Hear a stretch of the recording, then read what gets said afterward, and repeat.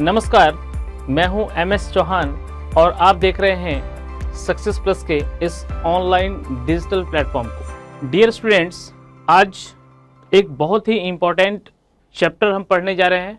उस चैप्टर का नाम है Brunner's theory of cognitive learning. Cognitive learning theory यह ब्रूनर के द्वारा दिया गया है। इस थ्योरी से बहुत सारे प्रश्न आते हैं आपके सीटेट के एग्जामिनेशन में, KVS में, DSSB में और NVS में। इससे प्रश्न होते हैं, इसलिए यह चैप्टर बहुत ही महत्वपूर्ण है। जेरोम एस ब्रूनर की थ्योरी, कॉग्निटिव लर्निंग थ्योरी को आज हम डिटेल से करेंगे और इसके ऊपर आए हुए प्रश्नों को भी आगे हम करेंगे। तो चलिए स्टार्ट करते हैं इस चैप्टर को। देखिए, सबसे पहले तो जेरोम ब्रूनर्स के बारे में थोड़ा जान लेते हैं। Jerome Seymour Bruner was an American psychologist. सबसे पहले ये याद रखना है आपको कि ये अमेरिकन साइकोलॉजिस्ट हैं और जिनका जो सबसे ज़्यादा महत्वपूर्ण जो कंट्रीब्यूशन रहा है वह ह्यूमन कॉग्निटिव साइकोलॉजी में रहा है एंड कॉग्निटिव लर्निंग थ्योरी में इनका नाम है। एजुकेशनल साइकोलॉजी में इन्होंने अपना महत्वपूर्ण योगदान दिया है। ठीक है, तो सबसे पहली बात तो ये कि यह अमेरिकन साइकोलॉजिस्ट थे, नंबर 1। दूसरा, इनका कंट्रीब्यूशंस ह्यूमन कॉग्निटिव साइकोलॉजी और कॉग्निटिव लर्निंग थ्योरी में महत्वपूर्ण योगदान है इनका, और एजुकेशनल साइकोलॉजी में यह लंबे समय तक रिसर्च करते रहते थे। अब यहाँ पर इनके जो बॉर्न है 1 अक्टूबर 1915 न्यूयॉर्क US में इनका जन्म हुआ और इनकी जो मृत्यु हुई वह 5 जून 2016 न्यूयॉर्क US में हुई। तो एक संक्षिप्त परिचय इनका था। क्लियर है? इनका जो सिग्निफिकेंट कंट्रीब्यूशन है वह किसमें रहा है? ह्यूमन कॉग्निटिव साइकोलॉजी में। और अभी जो हम पढ़ने जा रहे हैं वह कॉग्निटिव लर्निंग थ्योरी को पढ़ने जा रहे हैं, जो कि दिया गया है जेरोम ब्रूनर के द्वारा। अब सबसे पहले कॉग्निटिव नाम सुनते ही आपके मन में एक प्रश्न आता होगा कि कॉग्निशन का मतलब क्या होता है? कॉग्निशन का मतलब क्या होता है? What do you mean by cognition? तो कॉग्निशन का मतलब आप बहुत ही सरल शब्दों में समझेंगे तो कॉग्निशन का मतलब होता है थॉट प्रोसेस। अगर सिंपल लैंग्वेज में से कहें तो ये क्या है? एक प्रकार का थॉट प्रोसेस है। थॉट प्रोसेस है, ठीक है, एक प्रकार का ये थॉट प्रोसेस है। यानी कह सकते हैं it refers to all kinds of thought process such as perceiving, memorizing, learning, analyzing, problem solving, applying and evaluating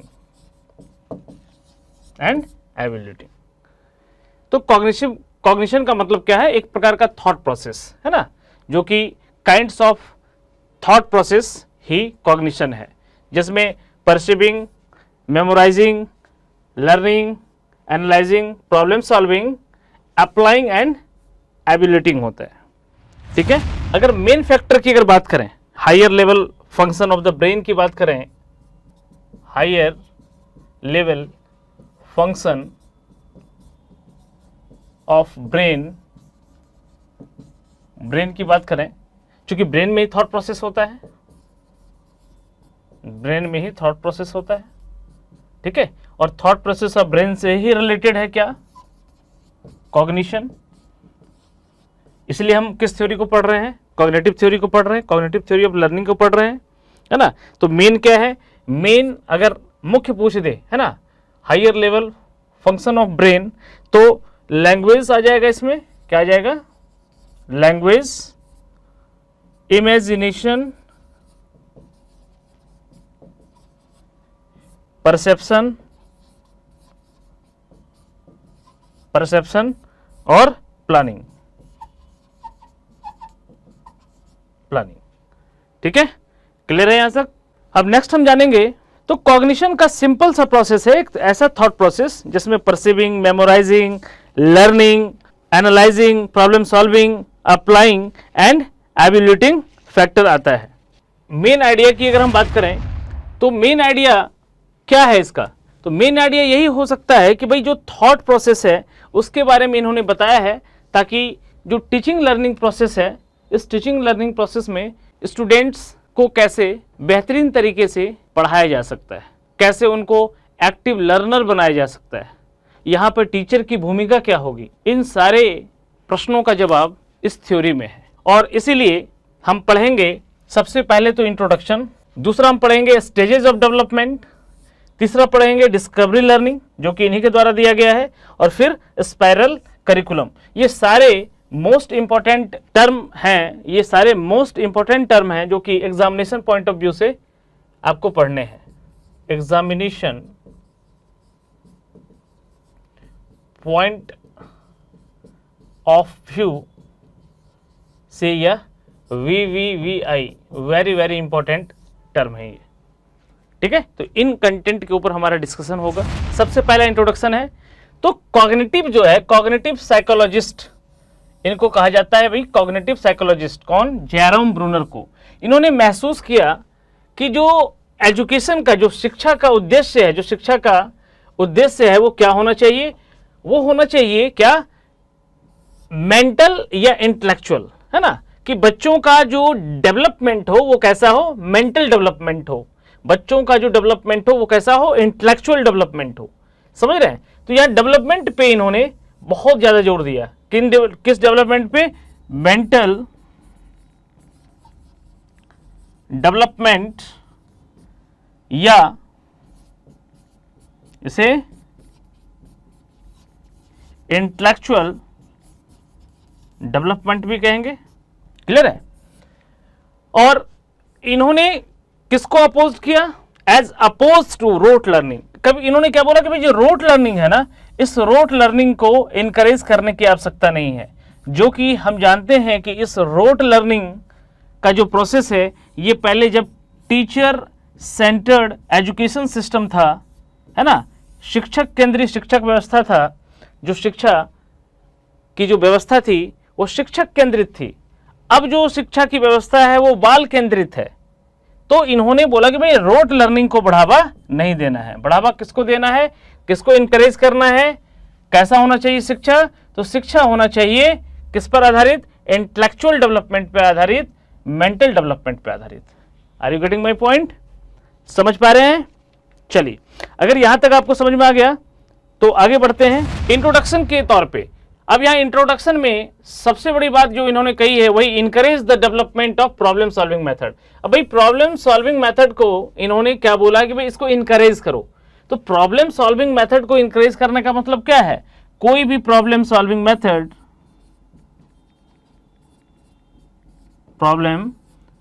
method कैसे इंक्रीज होगा? यह प्रॉब्लम सॉल्विंग मेथड इंक्रीज होगा जब हम बच्चों को एक्टिवली, है ना, एक्टिव लर्नर क्या बनाएंगे? एक एक्टिव लर्नर बनाएंगे। और बच्चे कैसे सीखेंगे? बच्चे लर्निंग बाय डिस्कवरिंग, है ना, बच्चे अपने नॉलेज को खुद कंस्ट्रक्ट करेंगे, है ना, उनका जो नेचर होगा सीखने का वह डिस्कवरिंग नेचर होगा। क्लियर है? तो वह कह रहे हैं कि भाई रोट लर्निंग को प्रमोट नहीं करना है, रोट लर्निंग को इनकरेज नहीं करना है, इनकरेज करना है आपको प्रॉब्लम सॉल्विंग मेथड को। ठीक है, सबसे पहला पॉइंट तो ये हो गया। दूसरा कह रहे हैं कि भाई organising concept and learning by discovery. देखिए, बच्चों को जो सीखने पे जोर देना चाहिए वो क्या है? डिस्कवरी। और डिस्कवरी कैसे होगा? तो जब हम बच्चों को किस पे फोकस करेंगे? लर्निंग बाय डूइंग के कंसेप्ट पे फोकस करेंगे। यानी बच्चे जब अपने नॉलेज को खुद कंस्ट्रक्ट करेंगे, बच्चे जब किसी भी चीज को खुद खोजेंगे, बच्चे जब किसी चीज को करके खुद स्वयं देखेंगे तो वह अपने ज्ञान के निर्माता स्वयं बनेंगे। दूसरा इनकरेजमेंट क्या है? Learning by discovering. तीसरा जो महत्वपूर्ण है वह है, इन्होंने कहा है कि भाई curriculum should be designed, curriculum को ऐसा डिजाइन करो जिससे कि बच्चे पहले क्या करें, पहले बच्चों को कैसे पढ़ाया जाना चाहिए, पहले बच्चों को पहले बेसिक्स यानी सिंपल चीजें पढ़ाओ, है ना। टीचर के लिए उन्होंने बोला कि भाई पाठ्यक्रम में आप जो पाठ्यक्रम बच्चों को पढ़ा रहे हैं उस पाठ्यक्रम में पहले टीचर क्या करे कि बेसिक्स और सिंपल चीजों को पढ़ाए, देन वो मूव करे किसमें, जो भी एडवांस कंसेप्ट है या जो कॉम्प्लेक्स चीज है। यानी जो पढ़ाने का क्रम है इन्होंने सिंपल बोला है कि वह क्या होना चाहिए, सिंपल टू कॉम्प्लेक्स होना चाहिए, सिंपल टू कॉम्प्लेक्स होना चाहिए। ठीक है, पहले चीज कैसी होगी, पहले बेसिक चीजों को पढ़ाओ फिर एडवांस चीजों को पढ़ाओ, यानी सिंपल टू कॉम्प्लेक्स और basic to advance. Are you getting my point, समझ पा रहे हैं। चलिए, तो यह इंट्रोडक्शन का पार्ट था और इंट्रोडक्शन के पार्ट में हमने ये देखा कि जेरोम ब्रूनर ने सबसे पहली बात कही है कि डेवलपमेंट जो होना चाहिए वह प्रॉब्लम सॉल्विंग मेथड के द्वारा होना चाहिए। दूसरा, बच्चों को ज्यादा से ज्यादा जो लर्निंग का कंसेप्ट हो लर्निंग बाय डिस्कवरिंग पे फोकस करो, और बच्चों को कैसे पढ़ाया जाना चाहिए करिकुलम, सिंपल टू कॉम्प्लेक्स और बेसिक टू एडवांस। ठीक है, मोटे तौर पे यही है। इन्होंने 3 स्टेज दिए थे, बालकों के विकास के 3 स्टेज दिए थे इन्होंने।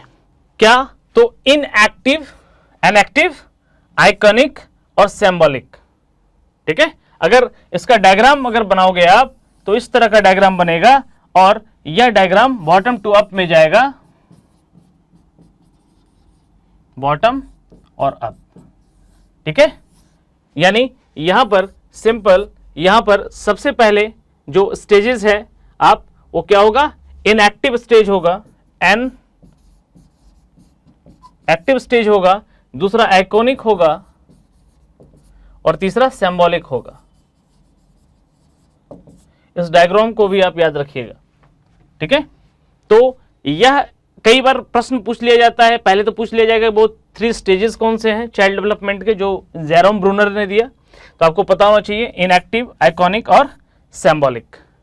क्लियर है, तो इस तरह का डायग्राम कभी पूछ लेगा पहला कौन सा है, आखिरी कौन सा है, दूसरा कौन सा है, इस क्रम में भी, तो आपको क्रम भी याद रखना है, बॉटम टू अप। यहां पे आपने देखा जो ये जो प्रोसेस है, यहां पे हमने आपको बताया bottom process to up process, और यहीं पर यहां पर आप अगर देखें तो ये 3 स्टेज बहुत ही इंपॉर्टेंट है और आपसे परीक्षा में जो पूछे जाएंगे वह अगर क्वेश्चंस जो पूछे जाते हैं वो स्टेजेस से पूछे जाते हैं। तो पहला कौन सा होगा, दूसरा कौन सा होगा और तीसरा कौन सा होगा। अगर हम पहले की बात करें तो आप इस डायग्राम को हमेशा याद रखिएगा कि पहला जो होगा वो हमारा क्या होगा, एन एक्टिव होगा, दूसरा हमारा आइकॉनिक होगा और तीसरा हमारा सिंबॉलिक होगा। ये 3 स्टेज से प्रश्न पूछे जाते हैं। इनके डिटेल में हम नेक्स्ट वीडियो में आएंगे। क्लियर है, पार्ट 2 में जो जेरोम ब्रूनर्स की जो थ्योरी है उसके वीडियो पार्ट 2 में हम इसको डिटेल में पढ़ेंगे। तो तब तक आप अपना ख्याल रखें, मस्त रहें, स्वस्थ रहें, मुस्कुराते रहें। मिलते हैं जेरोम ब्रूनर्स की थ्योरी पार्ट 2 में। जय हिंद, जय भारत।